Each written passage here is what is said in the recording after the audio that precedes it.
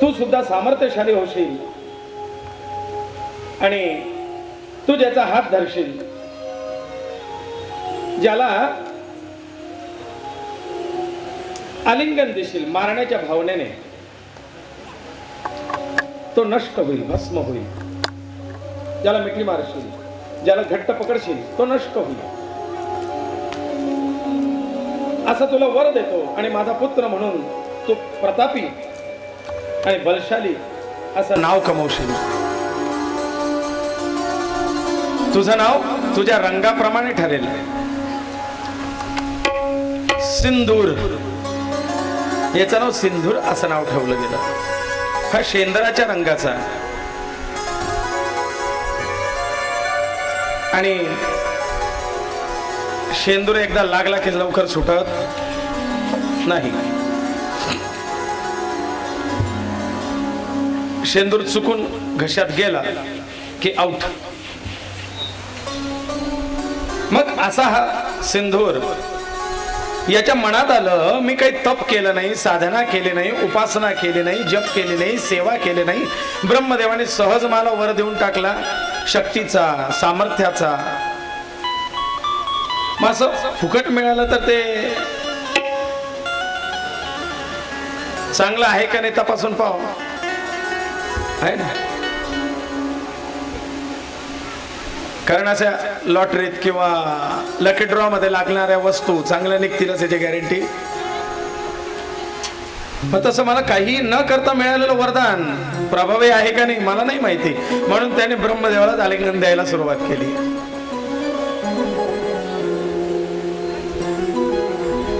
आग आले लगजा. ब्रह्मदेव तिथून पळतात. ब्रह्मदेव म्हणले, अरे म्हणले तू माझा प्रयोग माझ्यावरतीच करतो. म्हणले खरा का खोटा कसं काय कळायचं. ब्रह्मन्नाच नाही, इंद्र, विष्णू, शिव. आणि इथून मजल गेली याची की तो पार्वतींवरती सुद्धा चालून गेला. आणि त्यावेळेला बाकी महादेवांना आणि गणपती भगवंताला राग आला. शिवांनी गणेशाला खुणवलंय. सगळ्या देवतांनी गणेशाला प्रार्थना केली की बुद्धिदात्या, आता या अवघड समस्येतून कसं काढावं तूच सुचव. ते म्हणले, याने हात धरावा किंवा याने आलिंगन द्यावं याची याला वेळच द्यायची नाही. आणि मग मोकळ्या ठिकाणी नेऊन गणेशाचं आणि सिंधुरासुराचं युद्ध सुरू झालंय. सिंधुरासुर आणि गणपती यांच्यात युद्ध होत आहे. आणि गणपती म्हणतायत की आता याला हात धरायला संधी द्यायची नाही. गणपती बाप्पांनी आपलं स्वरूप आकराळ विकराळ करायला सुरुवात केली. मोठं बलशाली रूप घेतलं आणि आपल्या वजनाखाली त्या सिंधुरासुराला दाबून ठेवलं.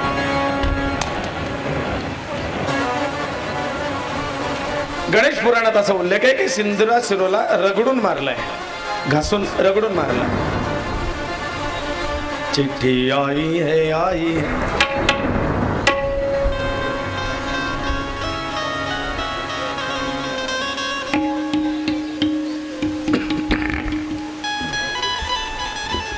गणपती बाप्पाने सिंधुरासुर. बापरे, घाबरलो ना मी.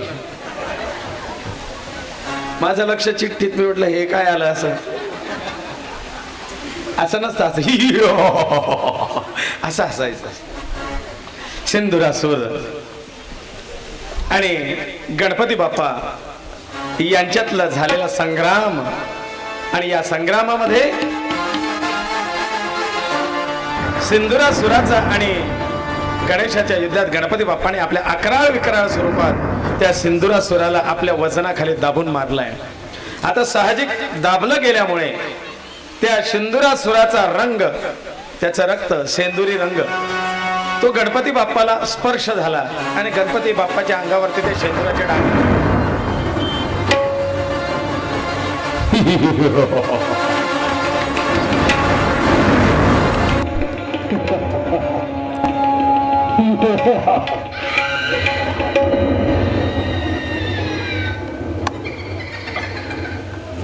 हे रंब शिवदारती गणनायका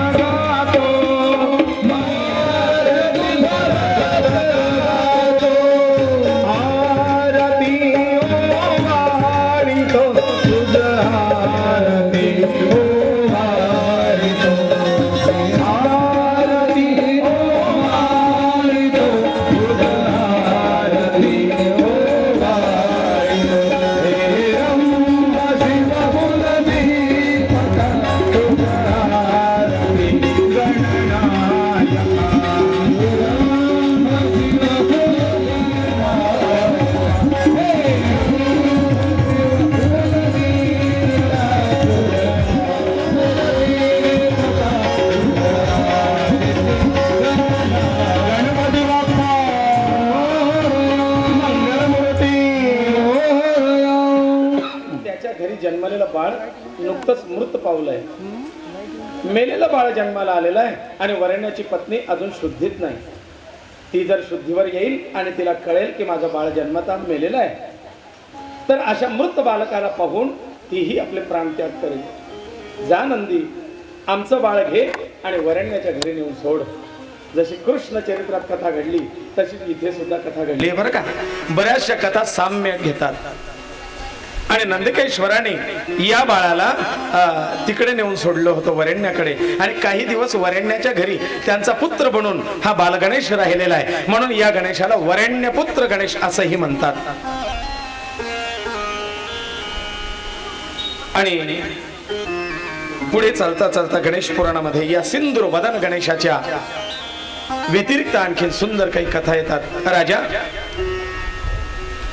ब्रह्मदेव व्यासांना सांगतायत, आकार चरण युगल, उकार उदर विशाल, मकर महामंडल, मस्तकाकारे. हे तिन्ही एकवटले, तेत शब्द ब्रह्म कवळले, ते म्या गुरुकृपेन मिले आदि बीज. ज्ञानेश्वर माऊली सांगतात आकार, हा आकार म्हणजे त्या गणेशाचं चरण आहे. उ म्हणजे गणेशाचं उदर आहे. आणि मकार मस्तक महामंडल, मस्तकाकार. मस्तक हे मकार आहे. आणि असा हा अ उ म या त्रि शब्द रूपात ओम स्वरूपातला गणेश तो म्या गुरु कृपेने मिला. माऊली सांगतात की माझ्या गुरुच्या कृपेने मला हा ओंकार रूपी गणेशाचं स्वरूप समजलं, कळलंय आणि त्याला मी वंदन करतो. आदिबीज हे गणेश आहे, आदिबीज हे ओंकार आहे. त्वमेव सर्वं खल्विदं ब्रह्म, तूच सर्व चराचरात भरलेलं ब्रह्मस्वरूप गणेशा तूच आहेस. सर्वं जगदिदं तत्त्वमसि, सगळं जग, सर्वं जगत इदं तत्त्वम असि, हे सगळं जग जे आहे ना तत्त्वम असि ते तूच आहेस. म्हणून जग ग ज.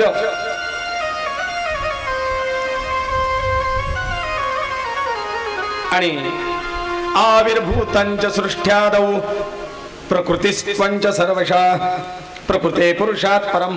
सृष्टीच्या आधी प्रकृती आणि पुरुष स्वरूपात तूच होतास. हे गणेशाचं वर्णन व्यासांना ब्रह्मदेव सांगतात. ब्रह्मदेव सांगतात की महर्षी, जसं गणेशाच्या व्रताच्या दिवशी चंद्राच्या पूजनाचं महत्व आहे, मग इकडे सोमकांताने आपल्या भृगु ऋषींना प्रश्न विचारला की देवा, जर चंद्राचं महात्म्य एवढं आहे गणेश चतुर्थीला, मग चंद्र पाहू नये असं का म्हटलं? भाद्रपद शुद्ध चतुर्दशीच्या दिवशी चंद्राचं दर्शन घेतलं तर चोरीचा आळ येतो किंवा खोटा आळ येतो, कलंक लागतो, असं का म्हटलेलं आहे? मग चंद्राचं महात्म्य गणेशाचं एवढं असताना चंद्राचा असा कलंक स्वरूपात काय महात्म्य? म्हणले ऐक सांगतो. आणि ब्रह्मदेव व्यासांना, भृगु ऋषी सोमकांतांना, सुतमुनी शौनिकादिकांना ही कथा सांगतायत. बाबा रे, ब्रह्मदेव सांगतात एकदा मी कैलासामध्ये महादेवांना भेटण्यासाठी गेलेलो असताना मी आणि नारद आम्ही दोघेही गेलेलो होतो. शिवाला भेटायला गेले आणि आपल्या आराध्याचा जप करतायत. नारायण नारायण श्री कृष्ण गोविंद नारायण नारायण नारायण श्री कृष्ण गोविंद नारायण नारायण नारायण नारायण नारायण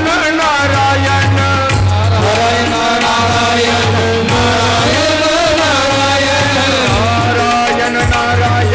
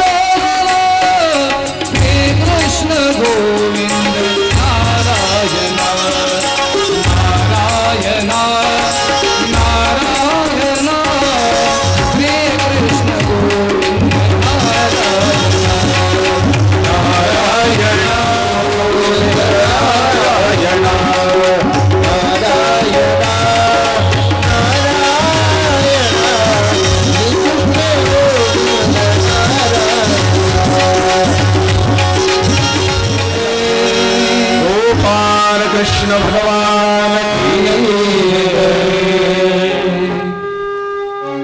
ब्रह्मदेव आणि नारद महर्षी भगवान महादेवांच्या दर्शनाला येतात.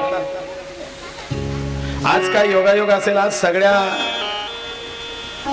प्रेमाच्या लोकांनी एकाच दिवशी भेटायचं ठरवलंय का काय काय माहिती. ही मंडळी आली, संगीत दादा आले, जोशी परिवार आला, नित्यानंद हॉटेलवाले आमचे पाखले काका आलेत, आता रवींद्रजी शुक्ला आलेत. सगळ्या मंडळींनी आजच एकाच दिवशी भेट द्यायचं ठरवलंय काय. ब्रह्म आणि नारद महर्षी या शुक्लाजी या, हरकत नाही. त्यांच्याकडे आता मी जी काल परवा सांगितलं एक शुक्लाजींकडे कथा, रिकाम्या हाते जाऊ नये म्हणून देवर्षी नारदांनी आपल्या बरोबर स्वर्गस्थ अतिशय अमृताप्रमाणे गोड, आणि हा नियम आहे, रिक्त हस्त ज्योतिषाकडे जाताना रिकाम्या हाते जाऊ नये. रोग्याला पाहायला जाताना, एखादी आजारी व्यक्ती असेल, आजारी व्यक्तीला भेटायला जाताना रिकाम्या हाती जाऊ नये. पुष्पगुच्छ घेऊन जावा.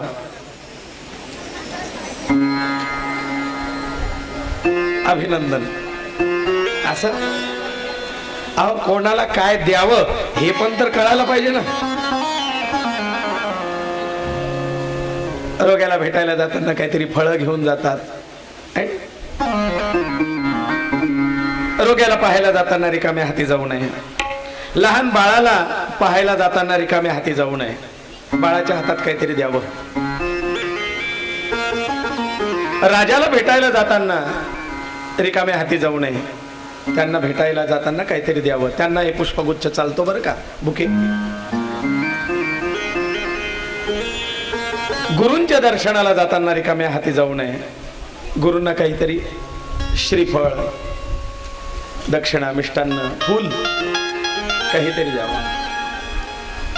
देव दर्शनाला जाताना, देवाच्या मंदिरात जाताना रिकाम्या हाती जाऊ नये. काहीतरी चढावा, चढवावा, प्रसाद अर्पण करावा.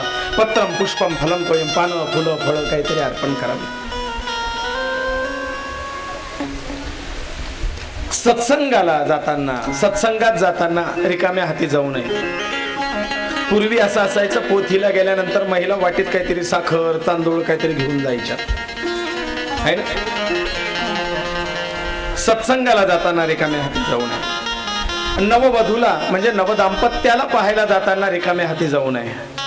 नवीन लग्न झालेल्या नववधूला आशीर्वाद देताना रिकाम्या हाती जाऊ नये. मित्राला भेटायला जाल तर रिकाम्या हाती जाऊ नये. आणि आपल्या घरच्यासाठी सुद्धा नियम आहे, प्रवासातून घरी जाताना रिकाम्या हाती जाऊ नये. घरी जाताना काहीतरी सोबत न्यावं, म्हणजे घरात सदैव घर भरलेलं राहतं. बाहेरून घरी जाताना काहीतरी सोबत घरी न्यावं.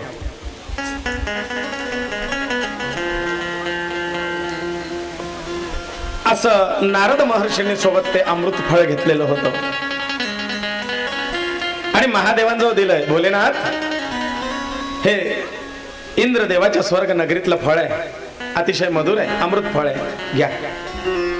आता फळ नेमकं एकच. आता नारदांचं चरित्र म्हणलं कुठेतरी वांदा करायचं. महादेव गडबडलेत, मला मुलं दोन, फळ कोणाला द्यावं. महादेवांना प्रश्न पडला, चिंतेत आहे, हे फळ आता द्यावं कोणाला. ते फळ पाहून कार्तिक आणि गणपती दोघं दुडदुड पळत आले. बाबा बाबा हे फळ मला. गणपती म्हणतो, नाही बाबा बाबा हे फळ मला हवंय. या दोघांमध्ये चढाओढ लागली. बाबा हे फळ मी घेणार. तो म्हणतो, बाबा हे फळ मी घेणार. महादेवांना जरा परीक्षेची घडी होती. महादेवांनी नारदांनाच विचारलं, नारदा आता हे तू फळ आणलेलं आहे, वाद तू घातलेला आहे, आता तू निस्तर काय करायचं ते. नारद म्हणतात, ऑफकोर्स मी हे कार्तिकाला देऊ इच्छिन. म्हणले, व्हाय का. अहो म्हणले, मोठ्या भावाला दिलं ना तर मोठा भाऊ समजदार असतो आणि तो लहानाला सोडून खात नाही. हे लहान एकटंच गिळतो. आणि ते कोपऱ्यात जाऊन खातं. फोत्र सुद्धा याच्या वाट्याला येऊ देत नाही. काल एक जोडी आली होती भेटायला, त्यांची पण समस्या तीच होती. लहान सगळं माझी प्रॉपर्टी खाऊन गेलं.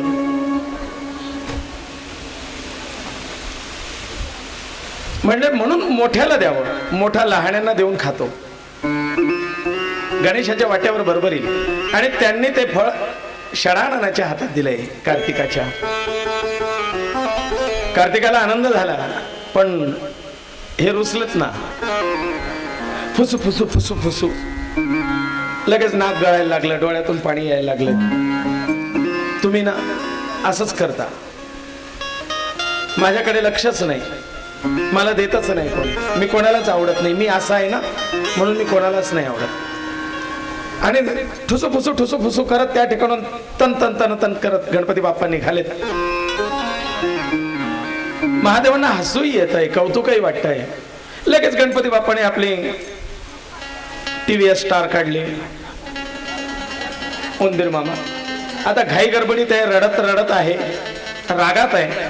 त्याच्यामुळे रागात कसा चालतो मनुष्य, पटकन घाई करते तसा पाय टाकला. ते उंदरावर चल म्हणले, लवकर आईकडे चाल. इथे थांबून काय नाही, बाबा मला काही जीव लागत नाही, आईच मला जीव लावते, चल आईकडे म्हणे असं म्हणतोय. आणि नीट बसण्याचा प्रयत्न करणार. उंदीर चंचल, जो स्पीडने निघालाय, हे गडबडलेत खाली. आणि ही कृती घडायचा घात. आणि तिकडनं महादेवाच्या दर्शनाला चंद्रदेव येण्याचा घात एकच झाला. आणि चंद्रदेवाने गणपतीला त्या उंदरावरतून गडबडलेलं बघितलं. डोळे लाल झालेले, अश्रू वाहिलेले, नाक फुसफुस करताय. आणि चंद्राला हसू आलं. अरे म्हणले, काय गणेशा, एवढा मोठा ढेरपोट्या झाला आणि तरी खाण्याची काही सवय जात नाही तुझी. खायला जास्तच लागतं म्हणले. एवढंसं फळ आणि त्याच्यातून काय वाद घालायचा. केवढं मोठं शरीर होऊन चाललं, वजन वाढत चाललं, जरा खाणं आवर. मी बघ म्हणले कसा आहे, सुंदर, स्लिम आहे ना. चंद्रदेव सुंदरच आहेत आणि शरीर मेंटेन आहे. म्हणले माझ्याकडे बघ, मी कसा सुडॉल आहे आणि तू एकदम डॉल आहे. आता रागात होते आणि त्याच्यात एखाद्याने आणखीन मार्मिक अशी छेड केल्यानंतर रागाचा पारा आणखीन वाढला गणेशाचा.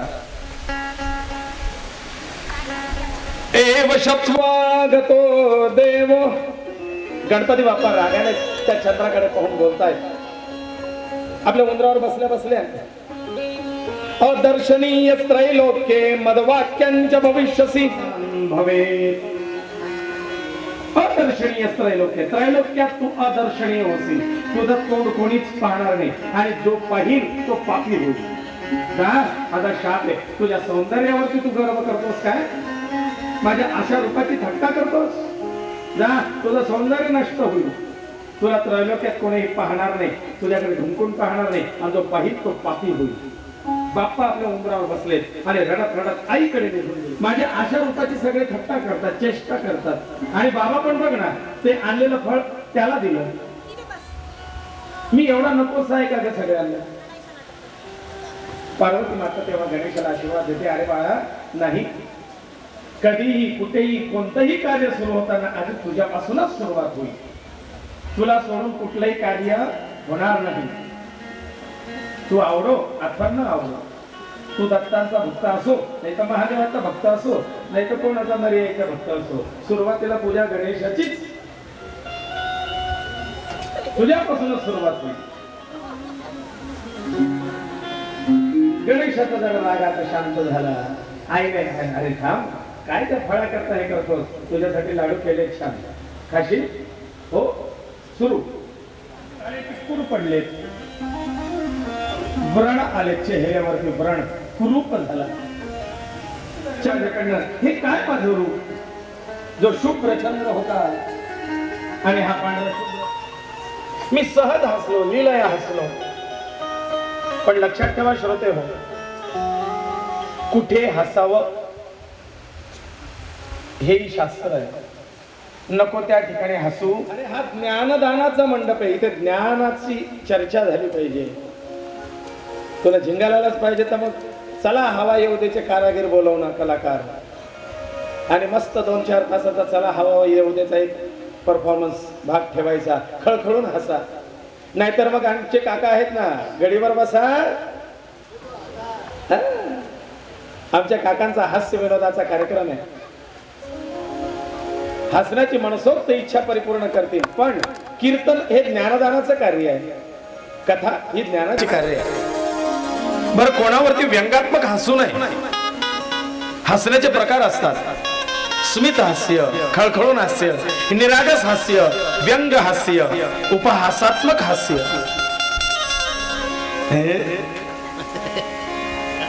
गेलं सगळं पाणी.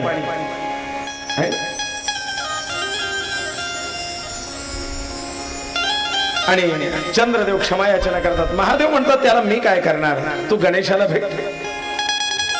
सगळ्या देवता गणेशाकडे जातात आणि गणेशाची क्षमा याचना करतात. गणेशा, अरे चंद्राच्या क्षीण प्रभेमुळे आता रात्र सुद्धा निस्तेज झालेली आहे. ज्या रात्रीच्या चंद्राच्या प्रभेने समुद्रावरती भरती ओहोटी होते ती सुद्धा आता होत नाहीये. जी कमळ उमळतात ती सुद्धा उमळत नाहीये. जी शीतलता निसर्गाला मिळते ती मिळत नाहीये. चंद्राचा प्रभाव आवश्यक आहे. चंद्राची प्रभा ही अमृत वर्षाव करते सृष्टीत. तो अमृत वर्षाव बंद झालाय. चंद्र आवश्यक आहे सृष्टीला ताप हरण करण्याकरता. गंगा पापम शशितापम, शशी ताप हरण करतो. गणेशा, चंद्राला काय दंड द्यायचा तो दंड दे, पण त्याची प्रभा त्याची आभा त्याला पुन्हा परत कर. शरण गेले आणि सगळ्यांच्या प्रार्थनेला मान देऊन गणपती बाप्पा चंद्राला वर देतात. चंद्रा, माझा शाप खोटा होणार नाही, पण तो फक्त 1 दिवसाकरता मी घेईन. 1 दिवस, जो माझा आजचा दिवस आहे म्हणले, म्हणजे भाद्रपद शुद्ध चतुर्थीचा दिवस. या आजच्या दिवशी म्हणजे भाद्रपद शुद्ध चतुर्थीच्या दिवशी जो तुझा चेहरा पाहिजे त्याच्यावरती कलंक येईल, आळ येईल, खोटे आळ, तो कलंकित होईल. इतर वेळेला तो शाप लागू होणार नाही. पण तुझी आभा महिन्यातून 15 दिवस तेजस्वी तू होशील आणि महिन्यातून 15 दिवस तेजहीन तू होशील. त्याचा प्रभाव तुझ्यावरती नेहमी राहील महिनाभर. हा शाप आणि उशाप चंद्राला भगवान गणेशाकडनं प्राप्त झाला. चंद्राला एक आपली मूर्ती दिली, प्रवाळाची मूर्ती, पोवळ्यापासून बनवलेली मूर्ती. आणि ती मूर्ती दिली आणि सांगितलंय की चंद्रा, तुला या गणेशाची उपासना कर, हिची प्राण प्रतिष्ठा कर आणि हिची पूजा कर. राहिलेले व्रण ते सुद्धा तुझे दूर होतील आणि तुझ्यावरती कृपा होईल. आणि चंद्राने गणेशाच्या मूर्तीची प्रतिष्ठा केली. चंद्राने जी गणेश मूर्ती स्थापन केली ती सिद्ध क्षेत्र, सिद्धिविनायक नावाचा गणपती सिद्ध क्षेत्राला तो गणेशाच्या चंद्राच्या हातून स्थापन झालेला गणपती बाप्पा आहे. अशी ही चंद्राच्या शापाची कथा आणि चतुर्थीला चंद्र पूजेची कथा. गणपती बाप्पा म्हणतात की माझ्या चतुर्थीला तुझं पूजन अवश्य होईल. असा हा गणपती बाप्पा ज्याचं व्यंग पाहून चंद्राला हसू आलं होतं, आता त्याचं व्यंग पाहून कौतुक वाटतं. कसं? अहो देवा गणपती बाप्पा, अहो देवा गणपती बाप्पा, अहो देवा गणपती बाप्पा, बुद्धी द्यावी आम्हा आता, बुद्धी द्यावी आम्हा आता, अहो देवा गणपती बाप्पा, अहो देवा गणपती बाप्पा.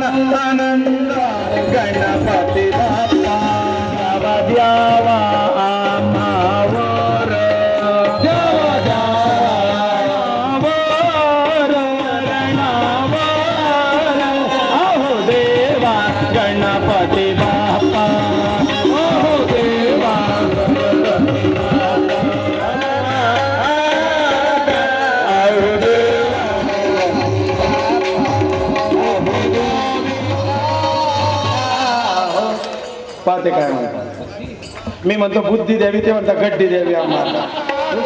बुद्धी द्यावी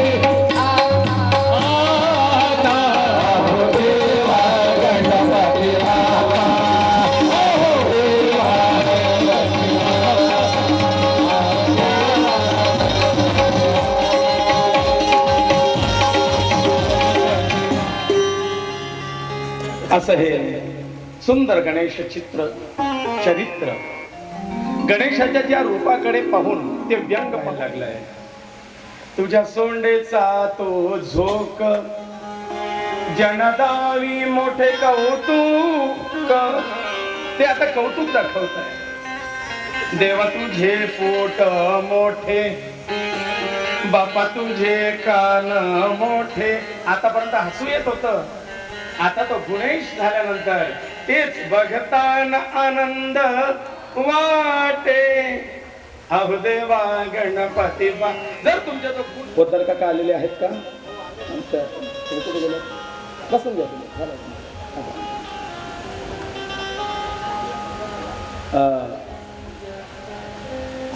आपले ते तयार आहेत माहिती नाही आणि ठराविक लोकांना माहिती आहे ते का आले नाही.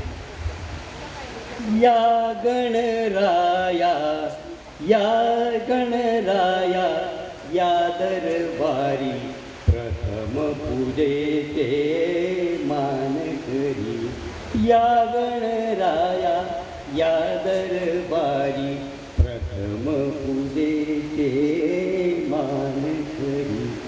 गौरी नंदना हे गजवदना, गौरी नंदना हे गजवदना, ऐकाया या सवना. या गणराया या दरबारी प्रथम पूजेचे मान करी. शब्द फुलांचा घ्यावा गजरा, शब्द फुलांचा घ्यावा गजरा, ताल सुरांचा हा मुदरा. हो ताल सुरांचा हा मुदरा. हो या गणराया या दरबारी शब्द प्रथम पूजेचे मान करी. शंभुनंदना सिंदूर वदना, शंभुनंदना सिंदूर वदना, सप्तसुराच्या या सदना. या गणराया सप्तसुराच्या या दरबारी या गणराया. तर काल बरेच गणेश भक्तांना पोद्दार काकांची अनुपस्थिती जाणवली. याचं कारण तर हे जे शीघ्रकवी योजना जे धडाडीचं व्यक्तिमत्व आहे ते यांचा रोटरी क्लब मिल्क सिटीने सन्मान केलेला होता आणि त्यासाठी त्यांना तिथे बोलवलेलं होतं. आमदार मंगेश चव्हाण यांच्या हस्ते त्यांचं मानपत्र त्यांना ते देण्यात आलं. आणि विशेष अशी गोष्ट की त्यासाठी ह्या जोडीला बोलवलं होतं, काकू आणि काका यांना बोलवलं होतं. पण ह्या कथेचं इतकं महत्त्व होतं की ते काकूंनी त्या कार्यक्रमाला जाण्याचं टाळलं आणि ते ह्या कथेला आले. तर हे एक खरोखर महत्त्व आहे. नंतर विशेष अशी एक गोष्ट की ह्या कथेचं सर्वांना जितकं कौतुक आहे आणि म्हणजे ऐकण्याची आवड आहे की महाराजांनी मला सांगितलं वाटतं की याच्यात कोणी उठून गेलं नाही, फक्त 4 लोक उठून गेले नाही.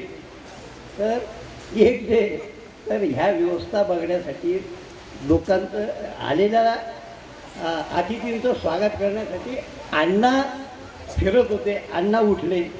नंतर दुसरे जे याचे फोटोग्राफर उठले, इकडे तिकडे इकडे इकडे तुमचं चित्रीकरण करण्यासाठी. आणि तिसरं जो आहे तर अत्तर लावण्यासाठी मी फिरलो.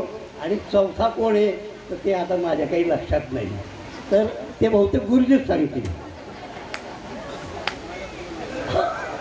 सांग मी विसरलोय काल गमतीत काकांना म्हटलं कथा अशी सुरू आहे की अनुमती असेल तर मी वाचतो, नसेल तर राहू दे. पण वस्तुस्थिती सांगितल्याशिवाय राहवत नाही. काल जरी मी इकडं नसलो तरी माझं मन सगळं इकडंच होतं. फक्त मी देहानं तेच होतो, कारण घेताना देहच वापरावा लागतो. मन सगळं माझं इथं होतं. या सुंदर कार्यक्रमामध्ये मी एकच सांगू इच्छितो की असा योग 7 दिवसाचा कुठेच येणार नाही. आज आपण 1000 रुपये देऊन सिनेमा थिएटरमध्ये जातो, 100 रुपये देऊन मन तृप्त होत नाही. पण या 7 दिवसामध्ये आपल्याला 7 जन्माचं पुण्य मिळतं. त्यामुळं प्रत्येकाला ईश्वराने बुद्धी दिली, तो इकडे येतोच. आणि माझं एक सांगणे, अण्णा जर एवढा खर्च करत असतील, अन्नदानाचा सुद्धा त्यांचं नाव अण्णा त्याच्यामुळे पडलेलं असं वाटतंय मला. आज कोणताही माणूस पत्नीसाठी एवढं करत नाही. 13 दिवस झाले की विसरून जातो. पण या माणसाने आज 5 वर्ष झालं सतत कार्यक्रम घेतात. कुणाकडून वर्गणी नाही. आनंदाची पर्वणी कशाला हवी वर्गणी. कुणाकडून ही कोणती अपेक्षा, फक्त मन घेऊन या.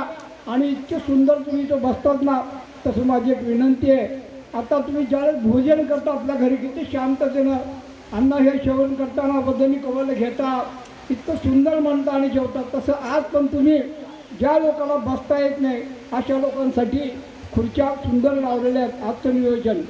आणि त्या ठिकाणी ज्येष्ठांनी बसायचं, महिलांना पहिलं प्राधान्य द्या. कारण का, किती जरी असला दुष्ट पुरुष असला दुष्ट तरी म्हणतो लेडीज फक्त. कारण आज त्यांना जीव द्या. रोज तुम्हाला ते जेवण पहिल्यांदा देतात, मागून जेवतात तुमच्या ताटात. आज त्यांना बसू द्या. नंतर आपण पुरुष मंडळी बसूया आणि शिस्तबद्ध जेवण करूया. इतका सुंदर लाभ आहे. अन्न हे पूर्ण अन्न आहे. आपण ठरलं कोणीही टाकून देत नाही. काल अन्न वाटल्याचं मागलं आणि वरचेवर लोक वाढायले का, तर ते अन्न त्यांना बोलावून घेतं. इतकं सुंदर योग आहे. जास्त बोलायचं नाही, कारण का आपल्याला आरती सुंदर करायची आहे.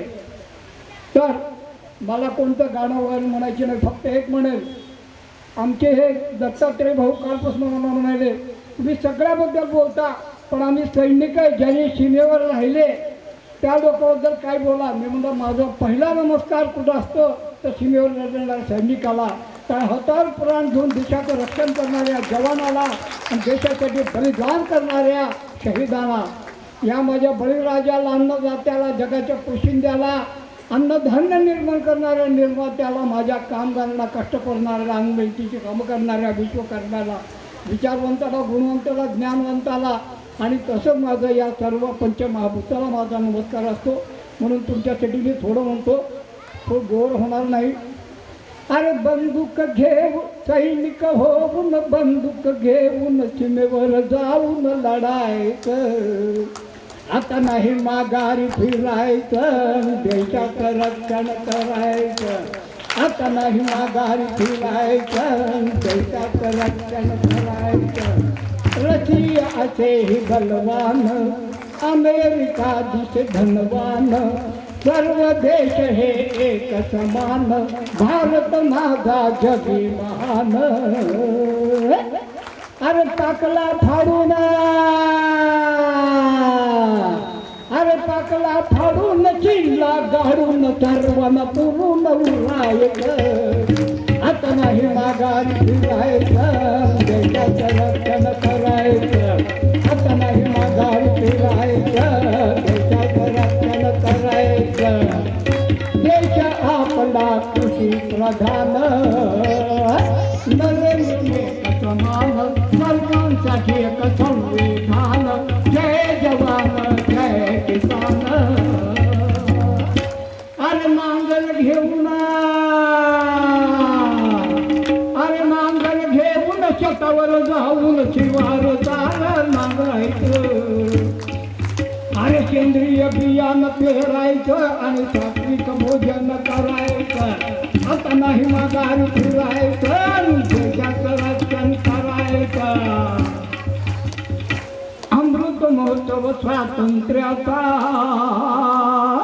वैभवशाली लोकशाहीचा, स्वदेश प्रेमी नागरिकांचा. अरे माणूस बनवून, अरे माणूस बनवून, माणूस म्हणून माणसासारखं लागायचं, निरोगी जीवन जगायचं. आता नाही माघारी फिरायचं देशाचं रक्षण करायचं वंदनीय हे देवी देवता पूजनीय ही भारत माता आदरणीय न्याय देवता प्रार्थनीय ही सारी जनता अरे तिरंगा घेऊन घोषणा देऊन वंदे मातरम म्हणायचं अरे देशासाठी जगायचं आणि देशासाठी मरायचं आता नाही माघारी फिरायचं देशाचं रक्षण करायचं. धन्यवाद धन्यवाद. बोलल्याप्रमाणे शिस्तबद्ध आरती झाली की आपण तिकडे जाऊया. काही चुकलं असलं तर माफी मागतो.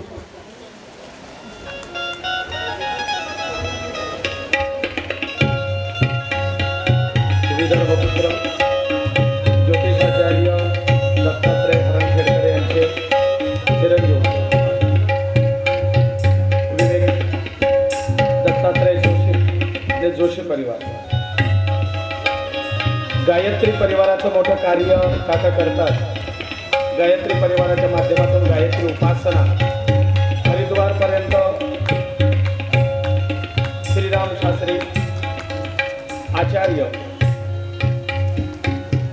यांच्या उपदेशाने गायत्री परिवाराचं कार्य प्रचार आणि प्रसार ते करत असतात.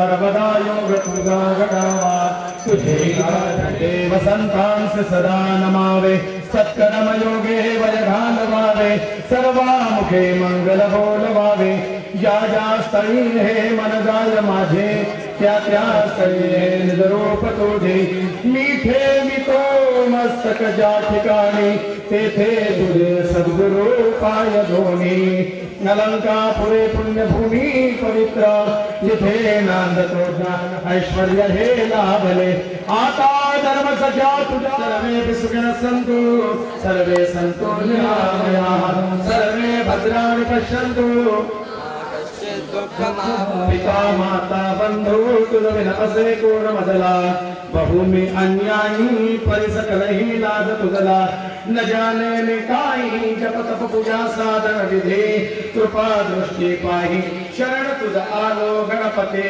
गणपती बाप्पा मूर्ती कोणीही भोजन प्रसाद घेतल्याशिवाय जाऊ नका क्रमाने भोजन हॉलमध्ये जा शांततेत भोजन प्रसादाचा स्वीकार करा आनंद घ्या गर्दी करू नका उष्ट सोडू नका इतना ही लोग थाली में दिया खाना जाए नाली में सिद्धिविनायक नमो नमः अष्टविनायक नमो नमः गणपति बाप्पा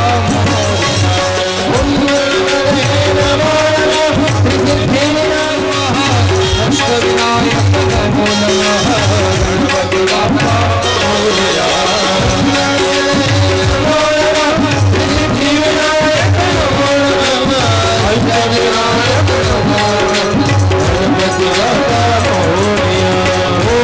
गणपति नमो नमः सिद्धिविनायक नमो नमः अष्टविनायक नमो नमः गणपति बाप्पा मोरया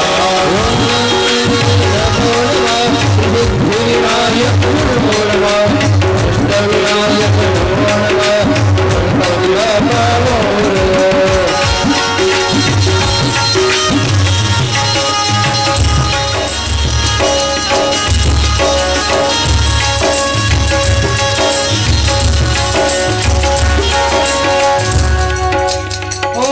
गणपते नमो नमः सिद्धिविनायक नमो नमः अष्टविनायक नमो नमः गणपति बाप्पा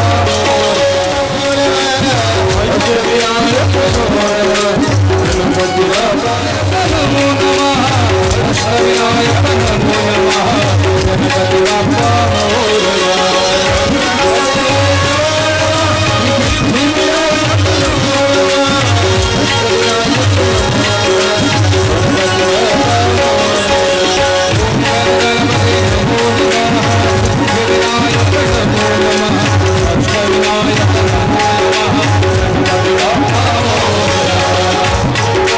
सिद्धिविनायक नमो नमः अष्टविनायक नमो नमः गणपति बाप्पा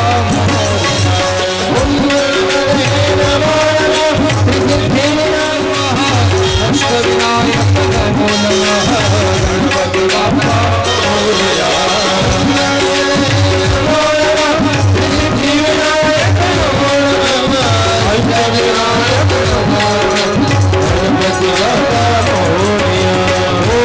गणपति नमो नमः सिद्धिविनायक नमो नमः अष्टविनायक